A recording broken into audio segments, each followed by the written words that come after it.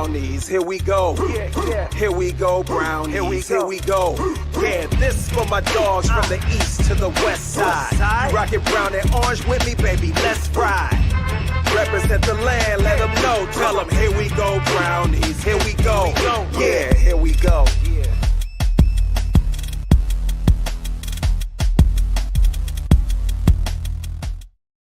Welcome in, everybody, and Happy New Year. Wishing you a happy and healthy 2025. I'm Allie Ellery. This is the Here We Go Brownies podcast. Joined with me, as always, out in beautiful Cleveland, Ohio, we've got Dustin.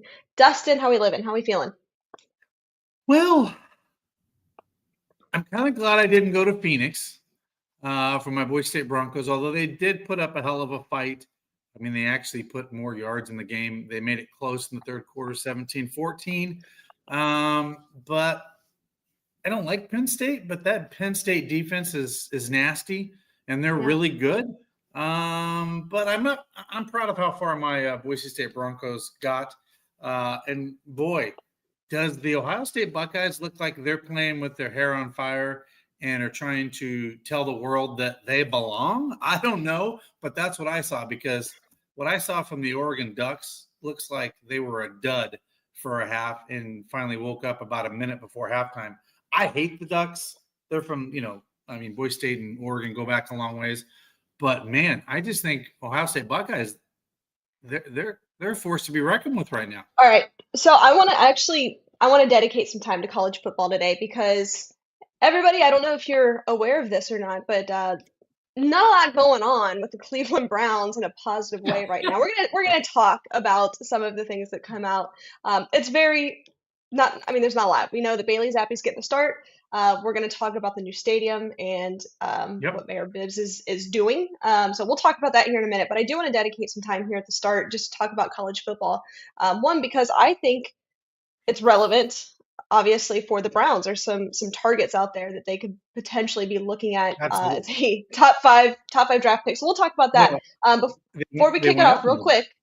Yeah, that's true. They did. Before we kick it off with that, I want to talk to you about our friends over at Stadium Mustard. Guys, if you don't have Stadium Mustard in your kitchen this season, you're doing it wrong. The iconic brand, the iconic taste, full up from ballparks to backyards and everywhere in between. Stadium Mustard is a smooth brown mustard rich in both taste and tradition. By the way, it's loved by millions, so be sure to head on over to stadiummustard.com to shop now. So let's kick it off with some college football talk, and we won't spend a ton of time on this, but starting with the matchup, Boise State versus Penn State. I didn't know what to expect with that game, Dustin. I know everybody, especially you, we were eagerly awaiting that game to see if Ashton Jeanty was going to do what he does, and he did. Even though, Penn State came away with a win there, he still put up a hell of a fight. Penn State defense, as you mentioned, they're tough. Unfortunately, I don't particularly care for them either, but they are a tough football team.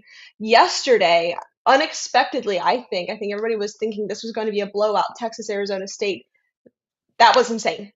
That was an insane football game.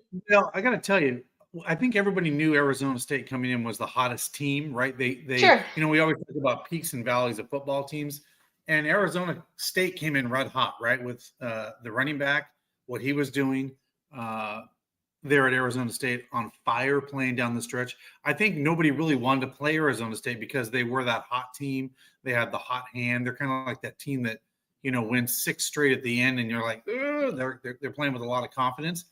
And if it wasn't for a targeting call, that game could have went differently. And I got to tell you, I was texting Eric Metcalf, and he was like, yeah, because, he's a University of Texas alum, and he was at the game, and he was sweating bullets, right? I mean, for obvious reasons. I think Texas got lucky. I don't think that they were the better team. I think they got lucky, and they were unlucky in some aspects. I mean, the whole kicking situation, 2 missed kicks there, that was just diabolical. And then to go into overtime with what Cam Scatabo was doing, it was insane. Like, so much fun. As a fan of football that really has no ties, and I'm a Buckeye fan, so I did care about the outcome just to see who the Buckeyes would be playing. But outside of that, not really caring what's going on and just watching entertaining football to start the slate yesterday was, what a game.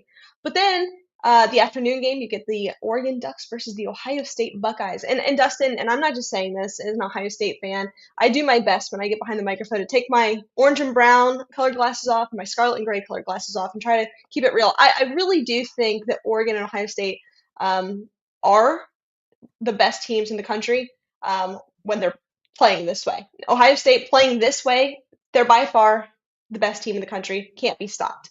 It's a matter Right. of them getting in their own way, and that's been the problem previously in their losses against Oregon earlier on in the season. Of course, again to Michigan, that loss there.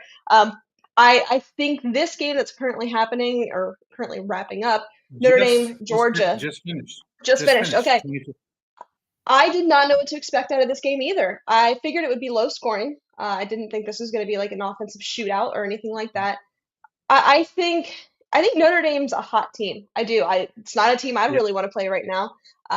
Riley Leonard, I mean, 13 he and can 1, make some 13 and moves. 1, Yeah, it's just I think that this is a really interesting, like with the expanded playoffs, we are so blessed to see some really interesting matchups this year.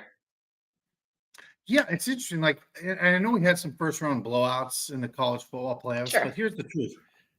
Did Penn State prove they deserve to be in the top Final Four? Yeah. Is Notre Dame proving that they deserve to be in the Final Four? Right. Now, I think college football, and I'll even say this as a Boise State fan, I think college football committee got it wrong in one aspect. And what I mean by that, when they go to, I think you should still reward your conference champions, right? I think that is important, but with the caveat, but you should still look at strength of schedule and power. Yeah. And I'll even say this, like a Boise State team, I'm okay if they win their conference championship, but you put them at number 10, number Sure. 11, something like that, because there could be another team that has 2 losses, maybe didn't get to the conference championship for whatever reason, and maybe deserves a 7 or a 6 seed or a 5th, whatever that may be. I'm okay with that because at the end of the day, I think that makes it more balanced.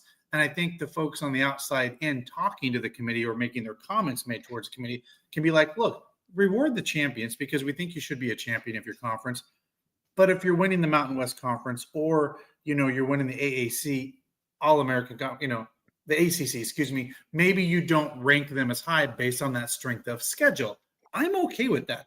Just still reward them, but you don't have to reward them with 1, 2, 3, 4 in that spot, if that makes sense. And there's also the argument after round 1, you do a reshuffle. You reseed. I think that's actually most of the solution to what you were just explaining. I think if you reseed essentially after you decide who is going to the playoffs and you do a reseeding from that point.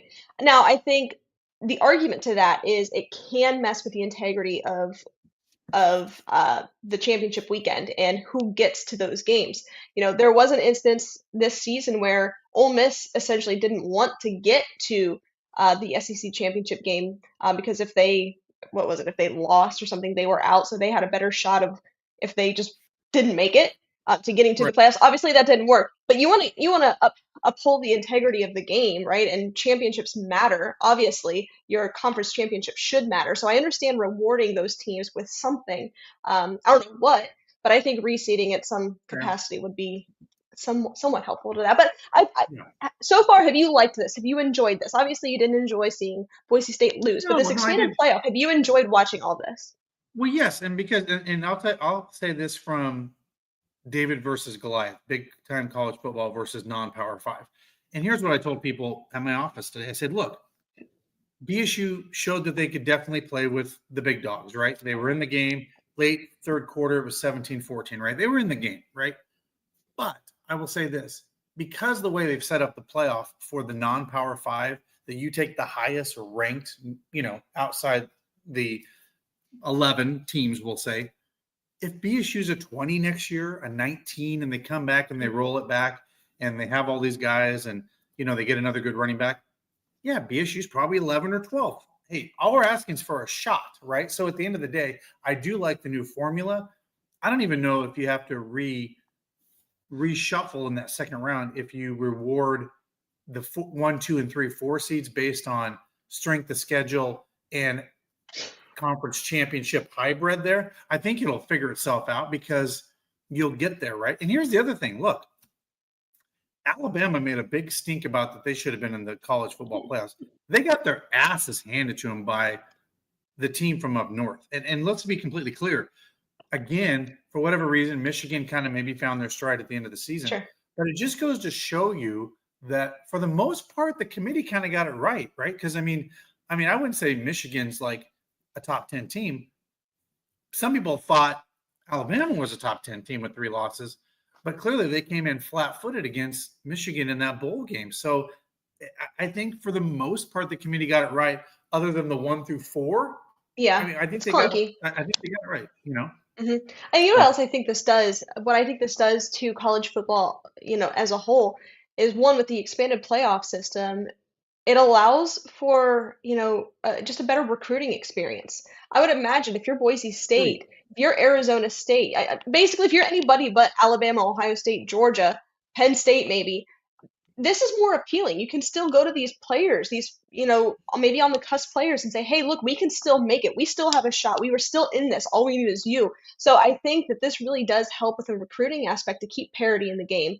It helps with maybe a couple of Cinderella stories, things like that. And I do think Arizona State's got something going. I think with their coach Kenny, man, they've got something going. Cam Scatabo, he was crazy. He was crazy. That was insane. That was unbelievable, by the way. But he's been insane the last stretch of the season. Like he's been Yeah, kind of he has. unstoppable the last, five games of the season. So, but again, to your point, like a team like Boise State, if you're the head coach Danielson of that team, you can say, look, we were just a couple of pieces away from, being right back here next year. For recruitment wise, Yeah. it's big. It's really big for a team like that. Here's a funny stat for you. The entire football budget, let me just say that, the entire football budget for Boise State athletics is the same amount as the head coach of Georgia. Let me just say that again so everybody can hear that. The entire budget. So, yeah, it does give teams like that a little bit of a leg up in recruitment. And here's the other thing. Boise State has always been able to do this in the recruitment standpoint. I boast that team has had one losing season in its entirety of playing college football. The reason being, Boise State can be like, look, you can still make it to the NFL and play for the Boise State Broncos. And there's a handful of athletes out there that every year make it to the NFL from Boise State. And you don't have to be at Alabama. And Boise State says, you know what? You don't have to sit on the bench either. You're our guy. You're going to start. You're not behind this quarterback or that quarterback. And I think that gives them a little bit of advantage. The problem where it comes in is NIL. That's where you can't, compete with a booster at Georgia, or look what SMU did, man. SMU opened the pocketbook this year and said, oh, you know what? We're actually just going to compete with you, and we have some big-ass donors that are just going to dump money in. And look, SMU flipped the script. Now, of course, they didn't get where they wanted to, but in 1 year they made the college football playoffs. So, they obviously are trying to do something there at SMU. So I think SMU will be a problem to deal with going forward, because they're going to just clearly show that they're going to roll out the money for those guys. I think so. All right, before we move on, Dustin, give me your national title game prediction. Who's in it? Who wins? Who win it? Who's in? So obviously we know Notre Dame will now play Penn State. Correct. And we know Ohio State will play Texas. Ohio State will play Texas. Yeah. I am sorry, Eric Metcalf. I apologize in person right now, because you know what I'm about to do. I do believe in a very close game. Ohio State will out-duel Texas, even if it's in the Cotton Bowl, and I know it's in their backyard. I believe, and by the way, I say that because Ohio State went to the Rose Bowl, and that was a very much Oregon crowd. Oh, yeah. And second, I do think Notre Dame is going to squeak out against Penn State. No, actually, you know what? I'm going to take that back. I think Penn State with their defense stifles. This is the stopping point for Notre Dame. I think it's Penn State versus Ohio State. Ironically, it becomes a Big Ten national championship. I love it. And I love it. I think Ohio State wins 24-17. Yeah, I think it's going to be Ohio State. They're going to roll Texas. I don't think it's going to be close. I really don't. I don't think that Texas's defense can stop Now, if Ohio State is playing like they have been against Tennessee, Sure.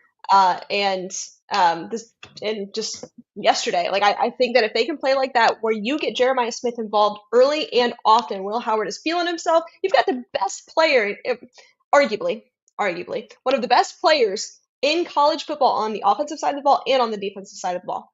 I think if they can play the way they are, it's not even close. And then give me Notre Dame over Penn State. Give me Ohio State, Notre Dame in the national title game. Ohio State by 1 billion. All right, let's go on to the medical moment. I, Go I ahead, was Dustin. gonna, Sorry.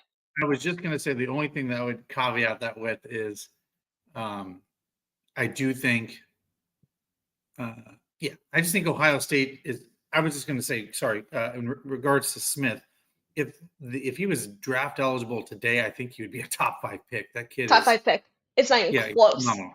Yeah, I honestly, he's this is crazy, but just how we know this current draft class is, the way it sits, where there's maybe not a maybe clear number 1 one or quarterback, two, where maybe. I would take Jeremiah Smith with the number 1. He's a top 3 pick in this year's draft class as a true freshman. All right, we're going to go out on the hotline. We're going to bring on Dr. David Ullery. This is the medical moment brought to you by our friends over at Lorello Vineyards. Here we go, brownies. Here we go. Woof, woof.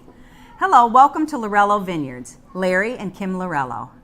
We have a beautiful Here We Go Brownies wine that we would like to offer to you this season as we did last season.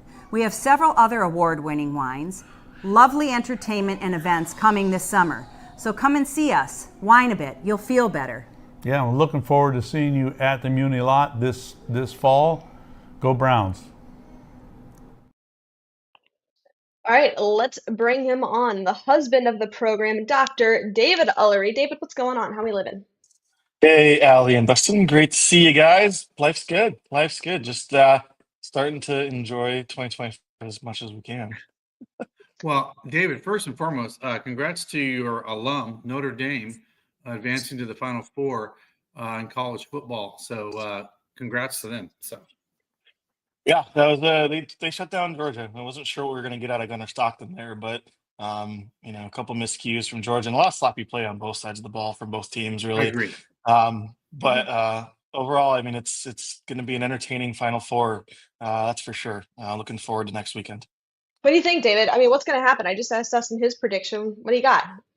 Play it out. So, yeah, I mean, I think both of you said, Ohio State's going to win. They're going to beat Texas.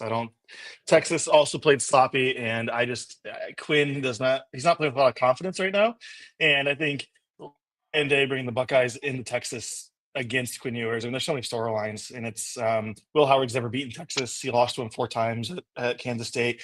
There's a lot riding on the line, and this team is all business. I mean, you've seen them play the last 2 games. They're unstoppable when they play this brand of football, and I don't think that's going to stop anytime soon. So Ohio State, and then from the other side of the bracket, I think it's going to be another defensive slugfest, kind of like what we just saw between Notre Dame and Georgia, a 23-10 finish. I think Notre Dame Penn State is going to be a very similar game. I think that's going to be a close one. I don't have a good feel for that game just yet, but I am leaning towards Notre Dame winning that game as well. I just think they're a little bit more put together, maybe a little more well-rounded team. So I think we're going to have a Ohio State and Notre Dame final, which is awesome for Northern football. I mean, that's great, whether it's Penn State or Notre Dame playing that game. Who's winning? Who you got? Ohio State's going to win it all. Nobody's stopping them. Bucks by 1 million. Bucks by 1 million. I love it. I love it. So while we're just on this topic, let's just say, let's paint a picture here. You've got a Cleveland kid in Drew Aller, the quarterback for Penn State. I mean, it's no surprise he grew up a Browns fan. It's a great story. I think it's a little premature for him to possibly declare this year. All signs are pointing to him returning, but let's just paint the picture here that he goes on, shines in this college football playoff, which he already has, but continues to do so against Notre Dame. And then if they make it, whoever they play in the national title game, let's just say they win it all. God forbid, but let's just say they do. Drew Aller plays great. Do you think there's a world where, David, where he can declare for the draft? And if he does, where do you put him in quarterback rankings with those that are already declared? I definitely think there's a world where that can happen. I think, like you said, if they just kind of run the table here and end up either winning it all or making it to the finals and have a very good, strong performance from him, he's going to recognize his draft stock going up. But I do think NIL changes that significantly, just because I mean he likely would make. I don't know what Penn State's NIL situation is like, but they likely could offer him similar to what a rookie contract would be for that Yeah. first year. And so um, I think my gut says even if that were to happen, I bet he stays. But just for podcasting, if he were to make that decision and decide to leave, which by the way really sucks for Penn State and Bo Prabula. But if he does make that decision to go, I mean, I, I think if he has a great run, he'd probably be a mid to late first rounder. I mean, I could see that happening. I know we saw Jalen Milroe declare today. He's going to go before Yeah. Jalen Milroe, I think. Even coming from Alabama, which kind of gives you a leg up just in draft stock, just naturally. I still think that he'd be ahead of him. I don't know. This is such a weak quarterback class. I mean, he could climb the ranks pretty quickly, I think. But like I said, I don't think he would do it. I think he's going to stay put. Yeah, I think it makes sense for him to stay at Penn State, just like I thought it made sense for Jalen Milroe to stay at Alabama. Obviously, that's not the case. And that opens up the conversation for a larger conversation, David. We've talked about this, just you and I, Dustin, we've talked about this on the program about a quarterback development problem in the National Football League and how NIL impacts college quarterbacks. Can influence them in either direction, either to go to the National Football League or come back and develop more. I don't know. I think it's such an interesting conversation because we're seeing this with young quarterbacks today. The quarterbacks that are successful right now in the National Football League, the young ones, have a ton of experience. I mean, let's look at Bo Nix, who is having a great rookie season. He's been in college football, obviously prior to this year, for 50 years it seemed. He was at Auburn and then at Oregon. I mean, even Jane Daniels, he had experience. Let's look at these guys. And then you look at guys that are 1.5 year starters, Anthony Richardson, Mac Jones, guys like that, Bryce Young, that have really, really struggled to take off. So I think it's interesting. We're Well, going to have these conversations a lot because, the Browns are looking for a quarterback. To your point, that's why I love Cam Ward as a quarterback, because of all of his game experience. I mean, he's got a ton of experience, a ton of reps, and he's played some pro style types of offense. Like, I think he's probably the most game ready quarterback that can go out there and take over an offense, For sure. which I think it really begs to differ. Do the Browns pull the trigger or do they draft down? I mean, do they take the call from whoever that says, hey, by the way, we want that guy and we're going to give you this and this. Now, that is all up for debate because that means Kirk Cousins may or may not be on the Cleveland Browns, manifesting that in the future. So if that's the case, then you don't obviously take a quarterback at the third because, to your point, it's a weak quarterback class. But I don't know. It's going to be interesting. I agree with you. Cam Ward, I think he's going to be successful. What do the Browns do? I guess we'll see. We've got plenty of shows to do as it pertains to what the Browns are going to do with the top 5 pick in this upcoming draft. If I knew the Browns were going to do, I'd be a millionaire. Because whatever I think they're going to do, they're going to do the same. Yeah, they're going to do the opposite. That's just the way it goes. All right, let's get into it. David, we've got some Browns players on the injury report. Obviously, we know several guys this last game of the season are not going to be playing. So let's get into the injury report. I'll turn it over to you. Yeah, so pretty lengthy report after 3 practices this week, unfortunately, but also not surprisingly. So I'll go with the guys who are officially out for the game on Saturday. Jerome Ford will be out with an ankle injury. Sorry, we have some crazy animals going around town here. Hicks is going to be out, concussion, still in the protocol, so he's not going to be playing. Njoku is going to be sidelined as well for his knee injury. Pierre Strong is also in the concussion protocol and will be out. Denzel Ward with a shoulder injury will be out, and then not listed because he's been placed on the IR, Cedric Tillman, due to that concussion as well. I know we talked weeks in a row that we thought he'd be making his return, but it is clear that he was never able to progress through that. And at this point, he was out for so long, it was just better to place him on the IR and maybe open up some space for some practice squad guys or somebody else to get some reps this week. So those are the 5 that are going to be out for sure. And I don't think there's any major surprises there. We knew that Njoku was probably going to be shut down for the year. A little bit of a bummer that Pierre Strong's out just because, I mean, we were obviously already missing some depth at running back with Jerome Ford and Chubb out. So be interesting to see how that position plays out on Saturday.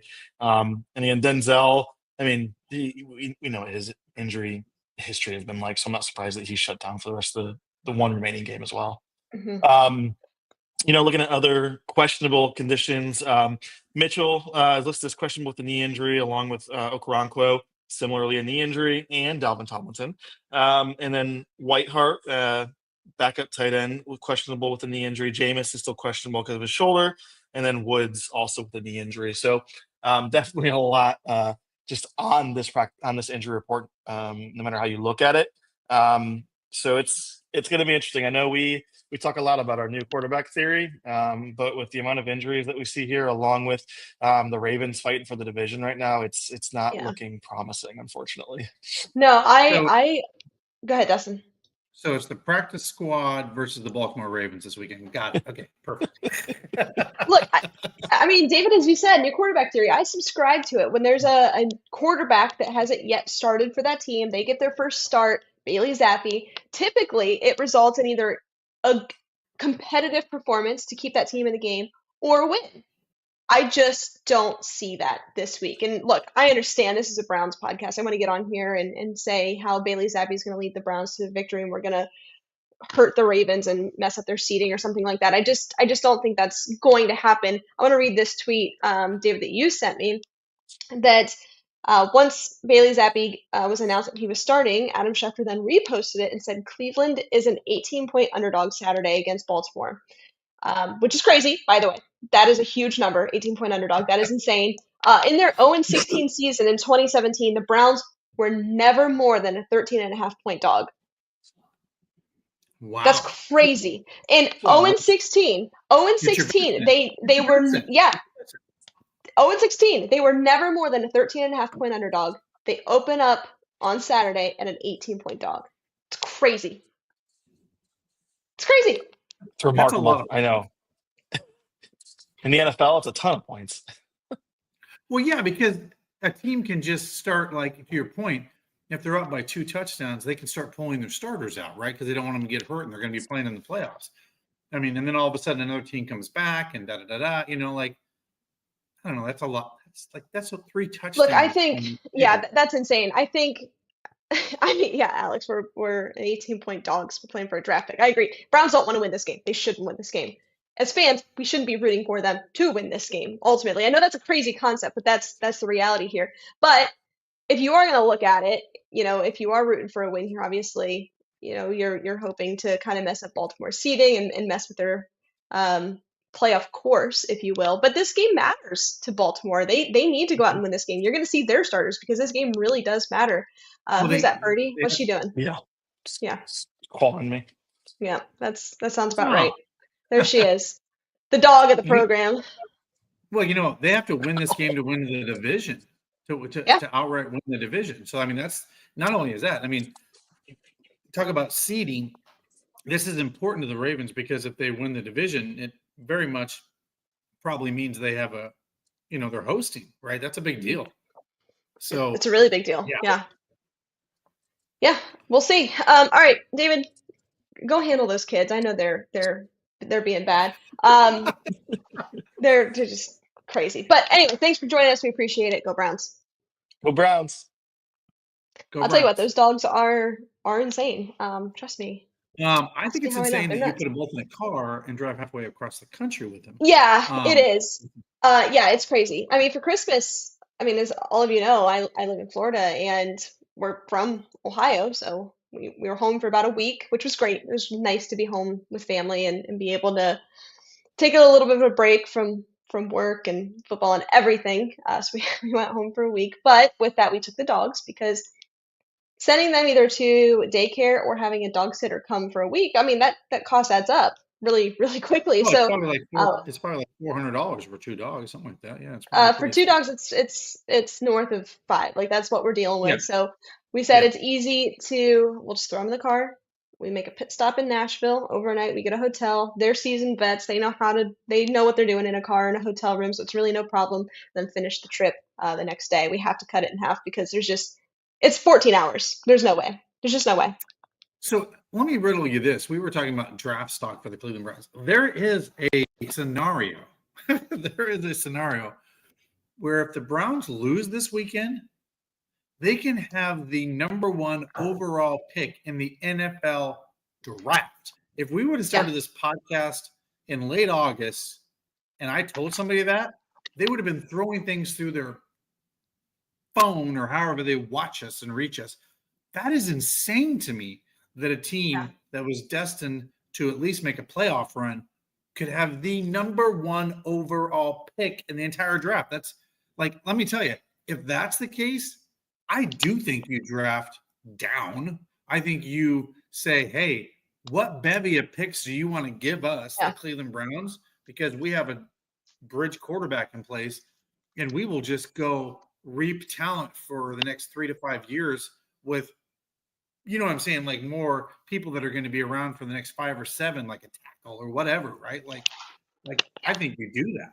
Like I think so. This is, in my opinion, so far from what I've seen, this is a pretty tackle-rich draft in the first round. I think you trade down, even if it's still within the top 10, right? You get a quarterback-needy team to trade up with you, or trade down. You go get a tackle or a receiver or whatever. Maybe you trade down and get Ashton Jenzy. I don't know, but I don't think we're gonna have plenty of shows to talk about quarterbacks, but it's no surprise to all of you that have listened to this show. I'm not in love with any of these prospects. I'm really not. I think next year will probably be a little bit more enticing in terms of quarterback, but I agree. I think that there are some moves to be made in free agency or maybe even a trade where you can get a bridge quarterback. It just sucks, Dustin. Like, we were on this podcast in August saying, hey, this is a team that can make a Super Bowl run. This team's window is now. They have been very vocal and open and honest with us. They identify this as their window. They're going to do it. And here we are talking about the number 1 overall pick. It is crazy. It sucks. It sucks. But this isn't our draft show. We'll have more to come. Before we get into the next order of business, Dustin, why don't you tell our listeners about City Barbecue? Guys, if you haven't tried City Barbecue, give them a try. 6 Northeast Ohio locations. That's right. Check them out. City Barbecue. You can go there for lunch, dinner. They have party packs if you're watching any of the college football playoffs, or if you just want to get dinner after work and don't want to do the cooking. City Barbecue, proud sponsor. They sponsored our Christmas party. It was amazing to have them out there. But man, if you love barbecue like myself and Allie, go out to City Barbecue. That's right. They have a budget for anybody. And look for some giveaways on our podcast for some gift certificates so you can enjoy some amazing City Barbecue at one of those 6 Northeast Ohio locations. Also want to tell you about our friends over at 5 Iron Golf, guys. This is where golf becomes inclusive for everybody, whether you're a seasoned vet or you're just getting started with your golf game. Head on over to 5 Iron Golf, get out of the cold, go hit some balls, practice your game, maybe play a new course, get some food, get some drinks. Go check them out over at 5 Iron Golf. Dustin, I'm going to throw this at you. I saw this on Twitter today. This is from the Dogs podcast. By the way, I'm going to read this. Good friends of the Dogs podcast. I met them. Yes, I've met them recently. Yeah, awesome. So with the Browns starting Bailey Zappe on Saturday against the Ravens, this says a couple of things. They say, what does this matter? The Browns are now likely done with Dorian Thompson-Robinson, a guy that they spent a 5th-round pick on in 2023, barely lasted 2 seasons. We'll talk about that here in just a moment. But the shocking thing, and another friend of the program, Barry Shook here, according to him, the Browns will now have the NFL record for most starting quarterbacks in a 2-season span. That number is 9. They've had 9 starting quarterbacks in 2 seasons. 9 different starting quarterbacks in the last 2 seasons, which is unbelievable for a team with a $230 million invested in their starting quarterback. 9. Yeah, that's a lot of quarterbacks. By the way, we only missed it by 1. We had 5 last year, 4 this year. That wasn't on my bingo card for 5 starting quarterbacks last year and 4 this year. Wasn't on my bingo card. Well, here's the thing. It goes to show you, and we know this, and we saw it a year or 2 ago with San Francisco in the champion. Like when your starting quarterback goes down and you don't have somebody good behind him, you're just kind of screwed, right? Like you're just screwed in that situation. So it just goes to show you having a really good backup quarterback. It also goes to show you like why people like Teddy Bridgewater come out of retirement and see an opportunity to play football. I mean, just like Joe Flacco coming out of retirement to play football, and he knows that a team will give him a shot, because I just feel like the last couple of years quarterbacks have went down like flies. Like they're falling left and right, and there isn't enough. I mean, let alone developing quarterbacks. I don't think there's enough good backup quarterbacks in this league right now that are capable of starting games. Like you're 32 or barely hanging on, and your bench is not good. You know what I mean? So it's interesting where we're at from a backup quarterback's place to where even your starters 20 through 32 in the NFL are kind of shaky. I don't know. It's very It's a good interesting. point. I mean, we talk about a quarterback development problem in the National Football League coming out of college football, but I think there's a broader conversation here of a quarterback sustaining problem or even a quarterback regression where they get to the league and maybe they do this and then they just drop off of a cliff. I think that's a conversation that can be had. I don't know. I don't know what the answer is. When I saw that, I was ready to throw my phone just into the pool. I was done. I mean, 9 starting quarterbacks in 2 seasons. I think DTR has the worst record for touchdowns and interceptions of any quarterback. Mm-hmm. So, I mean, clearly, like, this is why the Cleveland Browns need to move down the draft and not touch the quarterback position and bring a Cousins or somebody in that you at least know what you're getting, because I don't trust the Browns drafting any type of quarterback. I'm sorry. I've watched since 99. They just clearly can't figure it out. And then when they have someone like Baker Mayfield, they get in the way of themselves. Yeah. I can't trust them to draft. I mean, and this is nothing against Andrew Berry. It's nothing against Andrew Berry, because it's not an Andrew Berry problem. It's the Cleveland Browns for multiple GMs haven't gotten it right.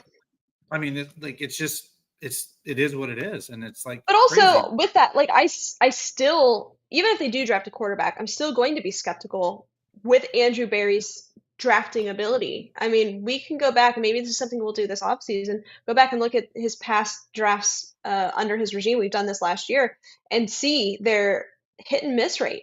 And I'm willing to bet at this point, unfortunately, more misses than hits. Now he's had some, like we know, JOK, great pick, even though he's been injured this season. You've got some guys, but Martin also you've got some. You've got some big misses though. You've got some big misses. So I don't trust him to draft a quarterback. I don't. I mean, I'll be transparent with that. I do not trust Andrew Berry to draft a quarterback and make the right selection. However, to his credit, he hasn't really had to do that, but he has traded for and given a $230 million contract to Deshaun Watson. So I don't know. Right. I don't know. I just don't trust this team at all to do right. And anything in right fairness, right now. he hasn't had a first-round pick for 3 years too. That's right. fair. Yeah, so he hasn't I see that. I get it. I understand it. But I just think I agree with this. Trading down and adding more picks, that is the move. That is the move right now. I agree with that. All right. Let's move on. We've got some other things to talk about as it pertains to a new stadium. Before we do that, Dustin, why don't you tell our listeners about Lady Caroline? Guys, if you haven't been on Lady Caroline or you weren't there for New Year's Eve, you were missing out. That's right. They're getting ready for their spring launch this upcoming season. So get your tickets, invite your friends. If you have an event even that you may want to have catered, by the way, and do a business thing, they do private trips out there on Lady Caroline. So it's a great, right out of the Cuyahoga River, takes off into Lake Erie for 2.5 hours. And then, by the way, if you're down there and you want to just spend a great afternoon, go check out the friends over at the Greater Cleveland Aquarium. That's right, the Greater Cleveland Aquarium. Bring your kids, bring your grandkids, or just make it a family event, or just go check them out. Also, we'll have some great giveaways still. And we have not announced the winner of the whole year pass to the Greater Cleveland Aquarium. That's going to be a lot exciting. But yeah, check them out. Great little place to go down there. Not really little, but you can spend 2 hours in there, go through the Shark Tank. A lot of fun. Not the Shark Tank where you build your business, but the Shark Tank in the Greater Cleveland Aquarium. There you go. There you have it. Let's get into the most recent news with the Cleveland Browns, and that is Brook Park. Dustin, I'm going to let you take it away. I know you got some knowledge on this one. So I love this. So our good friend of the show, Larry, is pro I think he kind of rides the fence. He's very, I want to stay downtown, but I love Brook Park possibly. We all know that Mayor Bibb put out a letter, gave, I believe, the Cleveland Browns till January 9th to tell basically what they're doing, like give us your final thing. And if you don't really tell us what that is, they're going to invoke the Modell Law. The Modell Law was put in place years ago to protect any future Cleveland Browns team or ownerships from moving the team out of Ohio, or basically the region. Now, the problem with that is the Browns have preempted that by submitting a lawsuit basically saying that we believe this is unconstitutional. They filed that in federal court. Then Mayor Bibbs has done this. And he basically said by January 9th, if you don't respond, we are going to pursue a lawsuit and look for a local ownership to possibly buy the team, because that's what the Modell Law says. Now, my personal opinion, I don't think this is a lot of pumping of the chest and, happenstance, because here's the truth. If I am looking into the crystal ball in the future, the Cleveland Browns are still in Cuyahoga County. So technically they don't need city money, and really they need county money to move forward. And if the county and the city say no, then it's up to the state to give money. And we all know the Bengals are going to ask for they're going to have their hand out. And the governor's office and the legislature are going to have to decide how much they want to give to the Bengals and how much they want to give to the Cleveland Browns. Being in politics, I kind of know in the past where this kind of goes. Now, what the Cleveland Browns did today is they really doubled down. They said sold. They bought the land today in Brook Park and said, not only do we have intent to buy, but it is sold. We are buying 176 acres in Brook Park. If that's not the most concrete decision, because anybody can intend to buy something and then move back. But the Browns basically said, we've just bought the land. And to me, that's a done deal at that point. And what I think this will come down to more in the future as this jockeying goes back and forth between the city of Cleveland, the county, and the Cleveland Browns, and the state of Ohio, it'll come down to the appetite of Jimmy Haslam and the sports and Jimmy's the Haslam Sports Group of how much money Jimmy Haslam is willing to pay out of his own pocket. Because there may become a moment down the road here where the state, the county, and the city say, you have to, if you want to be in Brook Park, you're going to have to fund the entire thing with yourself and private equity, partners. And Jimmy Haslam may just say, okay, if I have to do that, I will certainly do that. And that may be a possibility where all these entities will say no. And then they really don't have a say, if you think about it, at that end of the day, because it's still it's 15 minutes from downtown. It's still in Cuyahoga County. And here's the truth. There is a handful of football teams in the National Football League that are in the city's core. New England's not. Kansas City's not. You got Chicago, Detroit. LA is not even really downtown. It's, it's a little ways out. Glendale, Arizona is not downtown Phoenix. There are multiple cities across Dallas, Texas. It's not in Dallas downtown. There's probably 20 some cities that do not have their stadium. And the reason they don't is because ownership wants what? To own parking, own the royalties of everything that's happening on their complex. Because when you have purse strings tied to a city, a county, or any of those type of things, they come with restrictions, right? And that's why people like Jerry Jones loves having his building, because he can say, I'm Jerry Jones, and whatever happens in my building is my choice at the end of the day. But I will still pay my taxes and county and all that stuff, which, by the way, still benefits the community, by the way, in many, many ways. And I've said this, and I had a conversation with a coworker today. There was an article, and by the way, I suggest anybody read this. It's called Crane's Business Review. It's actually a very reputable business magazine, digital and print magazine in Cleveland. And they really basically said, look, there's a lot to be made of the Cleveland Browns leaving downtown, but they talked about the new Sherwin-Williams headquarters building that's being built. Well, just got finished being built downtown Cleveland, and the new tower next to it, and how much that alone is going to add to the business 365 days a year, to that entire warehouse district and all those restaurants and places. I mean, you and I, Allie, we have full-time jobs. If I'm taking a client out and I'm in the proximity of that place, I'm taking them out for coffee, I'm taking them to lunch, dinner, whatever. Those employees are going to do that with their coworkers and their business partners. I don't see the gloom and doom that the city is putting on this. Yeah, have I agree. What do you, at the end of the day, when the dust settles and we have a clear-cut answer on what's going to happen, I mean, what does your intuition say? What do you think realistically is going to happen here?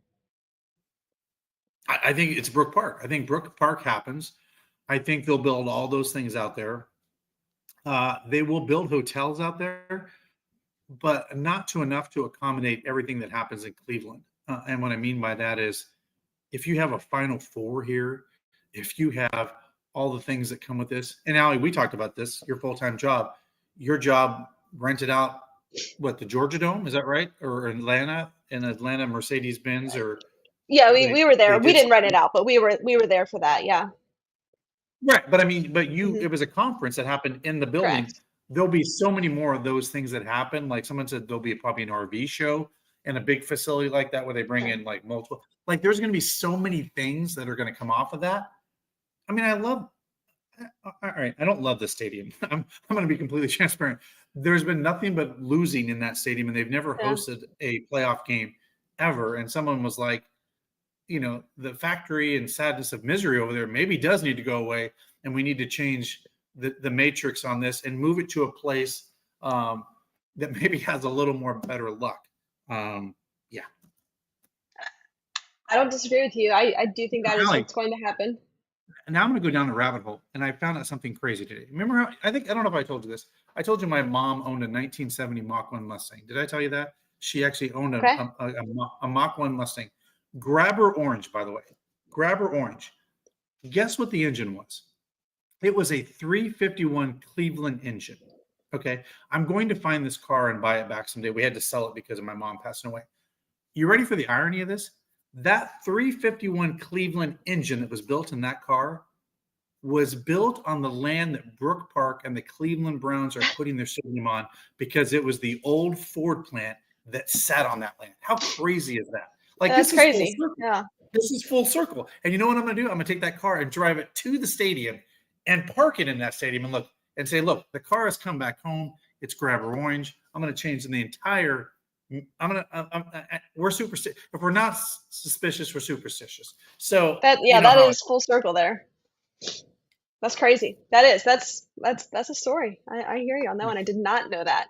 Yeah. All right, we are going to go around the league and make some of our picks. Before we do that, Dustin, why don't you tell our listeners about our friends over at Legacy Integrated? That's right, guys. Legacy Integrated. With the new year now here, some of you may be looking to make changes to financial goals. Is generating passive income a key area for you to focus on? One of our newest sponsors, that's right, Legacy Integrated, assisted individuals with hands-off, diversified investment options that target generating passive income. Email Brian at thelegacyintegrated.com. That's right, that's Brian at thelegacyintegrated.com with an email subject line passive income to schedule a free introductory call. Think about it. No trash, no toilets, no tenants. Their focus is passive income, diversified to own some property. There you go. Also want to tell you about our friends over at True Fan Travel. They are the ultimate fan travel experience. They're all about bringing you closer to the heart-pounding action of your favorite away games. Whether you're cheering from the stands or soaking in the local vibes, they make sure that every trip is not just a game, it's an experience. So be sure to go to their website, truefantravel.com, to explore their events. All right, let's go around the league here. We've got some picks to make. I got to tell you, Dustin, you got me last week. That's 2 in a row. 2 in a row. You are on fire. You are on fire. You are 2-7-4. Hey, I have a chance to tie if we go all the way to the Super Bowl. Like, I could tie You do. if I go all the way. You do. That'd be an all-timer, an all-time That'd be a hell comeback of a right there. comeback. So let's kick it off, and we're gonna start with the Browns at Ravens Saturday. What do you got? Ravens. Unfortunately, hate to say it. Bengals at Steelers. Bengals. Give me the Bengals. Joe Burrow's just insane right now. Give me the They Bengals. got to win to They're stay a in the better team. playoffs. Got to win to stay in the Yep. playoffs. Yeah. They're a better team. Panthers at Falcons. Panthers. All right, No, I'm gonna go. no, Falcons, because the Falcons are in that spot with the Tampa Bay Buccaneers for playoffs. Give me the Falcons. Yeah. Sorry, it's a Yeah, mess. I'm with you on that. It's Falcons. Texans at Titans. Texans. Yeah, Texans here. Giants at Eagles. And by the way, before we go any further, we don't know anything about these games because so many starters are sitting, right? Like Yes, anything can yes. happen this week. This really is a shot in the dark here. So I bet half of what we just said is incorrect. But Giants at Eagles, Giants at Eagles, no Saquon. Who you got? Correct. Have the Eagles already? No, the Eagles haven't locked up the number 1 seed. And No, we obviously no, know they're that still in it. Carolina They're just- still, yeah. Give me the Eagles because I think they're trying to jockey with the Lions because I know the Lions are playing at the Vikings. So yeah, give me the Eagles. Yeah, and Giants won last week when they surprisingly, Yeah. like I don't think they should have. Jags at Colts. I think the Jags are the better team. And by the way, I don't know if anybody saw what Pat McAfee did. He basically Yeah. burned down. He basically, and that guy's got a big voice. He basically burned down the Indianapolis Colts. So give me the Jags. I'm actually going to take the Colts in this one. Okay. I'm going to take the Colts here. But yes, he did. Commanders at Cowboys. Cowboys are doing some weird stuff. Like they win a game. They're that they weird. shouldn't win. Yeah. They got their asses handed to them last week. Commanders, have they locked up the division? Is it over? Well, I think no. Or are they in it with Philly? To be honest with you, if it's not the AFC North, I don't know. But Right, you're I right. think this is an important game for them to win. But it's at Dallas, right? Dallas doesn't Yeah, it's in play well. Dallas. Give me. Dallas doesn't play well at home. Like they don't play. They're just. Actually, the head coach is going to get fired. Give me the Commanders. Yeah, Commanders here. Bears, Packers. Packers, still kind of that Packers. seeding Yep. in. Yep. Saints, Bucks. Bucks got to win. Got to win. Bucks have to win. Gotta have it here. Bills at Patriots. Bills at Patriots. Bills. I think Bills are trying to jockey Bills. for at least the 2 spot. Yeah, Bills. Yeah, Bills. Chargers at Raiders.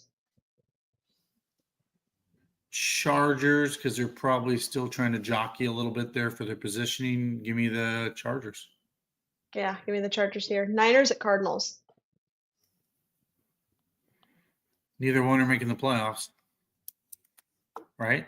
Cardinals Nope. are out now. Yep. Huh? Yep. Man, I feel like the Niners are just going to win just because. I don't know. Give me the Niners. I agree. I think the Niners win this game. Chiefs at Broncos.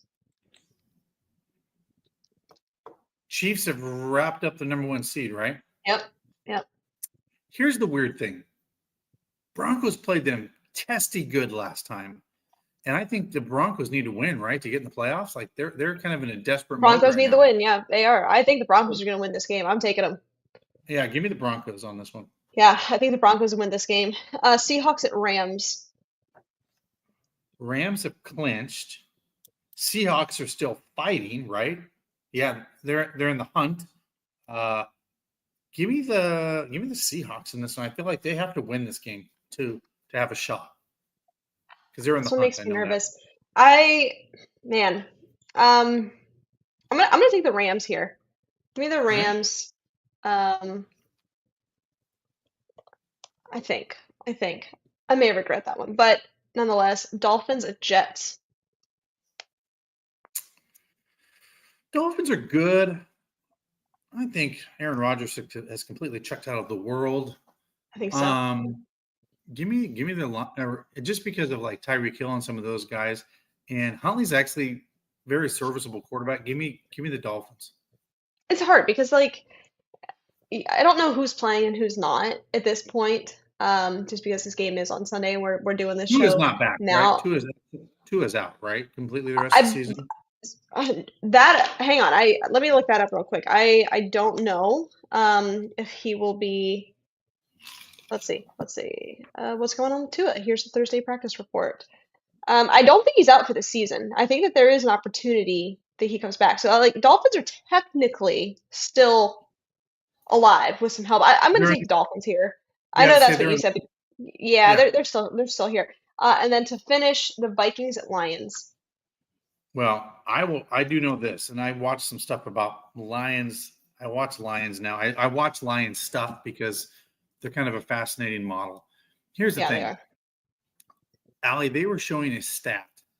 Teams that get the number one seed, Yes. AFC, NFC, 53% of the time get to the Super Bowl or win it, I think. Maybe it's even win it. So I think we it's all get to it. know, yeah. And let me tell you, 6 or 7 teams since the 80s, when they put the wild card in place, have made it to the Super Bowl. So it's, it's a tough road if you're a wild card. But I do know this.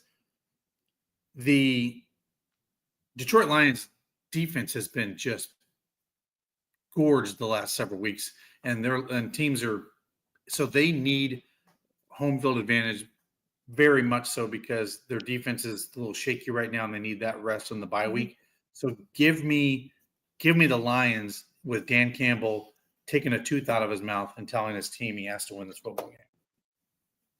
I think this game matters more to the Lions than it does the Vikings. Because of that, I think the Lions have something to prove to themselves, even not even to anybody else, but to themselves that this team is legit, even though their record says that they are. We all know that they are. Right. But at this point in the season, with their defense just decimated, and not only decimated, playing not their best, at Right. this point in the season, they're They kind need of rest. They need they rest. they need it. I think this game matters. They need the bye.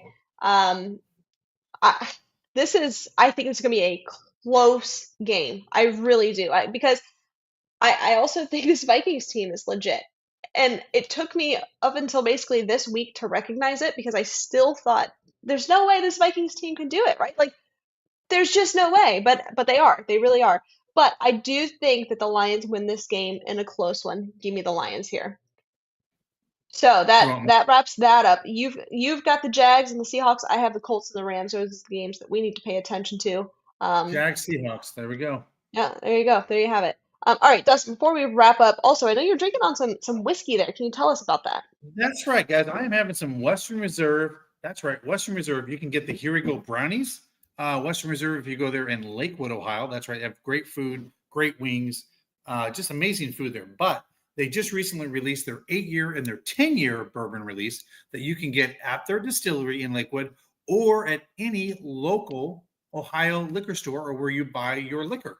And by the way, not only do they have amazing whiskeys, they have vodkas, they have all different, and it's all organically sourced, which makes it, I guess, healthier. I mean, if alcohol could be healthier, but it is all organically grown. But check them out at your local liquor store or get them at the Western Reserve Distillers right in Lakewood, Ohio.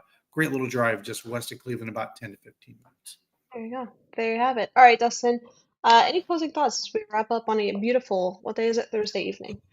Yeah, a couple things. My thoughts and prayers go out to all the victims of the New Year's Day terrorist attack. I mean, that's what it was. It was a terrorist attack on, I believe, 15 people that were now killed and several wounded. It was the reason that the Sugar Bowl was postponed by a day.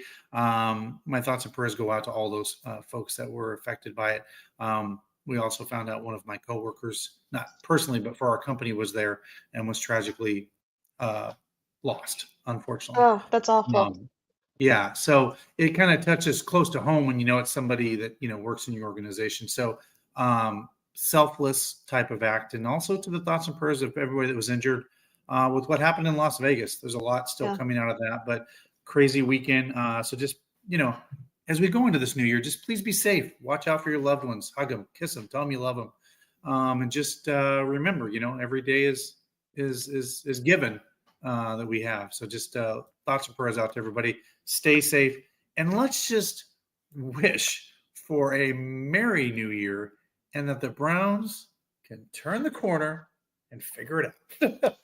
There you go. That's what my New Year's resolution is to be a little bit more optimistic about this Browns team. But they made it very, very difficult this past year. But I think there's the course to get things corrected isn't as drastic as we may make it seem. So, if you do anything, show some effort. Give a little bit more effort to your loved ones. Tell them you love them. Give them a hug. Give them a kiss. Be present. That's another thing. Be present. Be there. Be with them. Put Yeah. your phone down. Enjoy life. Well, You've got Saturday. Browns play Saturday. Then it's it. That's the end of it. Spend weekends with your loved ones. Well, and how about this? I think the Browns, like I was thinking, when you go into a new year, you reflect on things, right, Allie? And this is one thing I reflected on that just kind of it just kind of hit me home. This fan base had to deal with a lot this year. And what I mean by that is there was a lot of expectations for this football team. And then we got punched in the gut when we lost Jim Donovan, the voice of our Cleveland Browns this year. So this fan base has really endured a lot this year, I guess is what I'm trying to say. I mean, they've had to deal with not only tragedy and sadness on the field. I mean, we're used to getting punched, but this year was like an extra double punch, losing Jim and some of the things that we had to do as fans. So you know what I say? Go out and find another Browns fan, shake their hand, hug them, thank them for their loyalty, thank them for being a Browns fan, and say, you know what? We'll get through this, right? At the end of the day, I just, thank our listeners, that give us a platform every week. And thank you. I guess that would be one of the things I would say is thank you for giving us an outlet to talk to you every single week about Browns football and get to do something we love to do. Even though it's not fun at times, we still love our Browns at the end of the day, and we'll be there if they lose, right? We know that. So just, thank you for giving us this platform, and just, go hug a Browns fan, give them a handshake, however you want them. And just be proud to be a Browns fan, even when it sucks, I guess, There you go. proud. All right, there you go. There you have it. Everybody, thank you for tuning in. We appreciate you. Stay safe, stay healthy, and as always, Browns fans, go Browns.